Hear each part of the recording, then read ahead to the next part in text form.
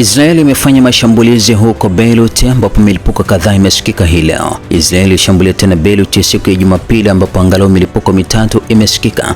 Kwa mujibu wa mashuhuda waliokuwa eneo la tukio, jengo la ghorofa nyingi limepigwa na mashambulizi hayo, huku jeshi la Israel lilisema kuwa lililenga makao makuu ya magaidi yaliyopo katika vitongoji vya kusini mwa Beirut, eneo la Dahie.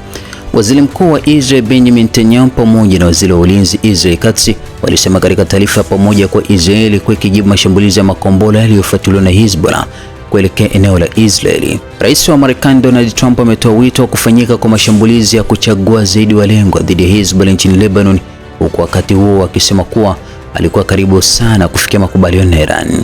Kauli hizi zilitolewa katika mahojiano na kipindi cha NBC Meet the Press. Kauli hizi zimetafsiriwa na baadhi ya wachambuzi kama ishara ya kuunga mkono mashambulizi ya Israel katika maeneo ya kusini mwa mji mkuu wa Lebanon, Beirut. Kufuatia mashambulizi hayo huko mjini Beirut, Irani imesema itajibu kwa uchungu dhidi ya Israel kwa mashambulizi ya Beirut.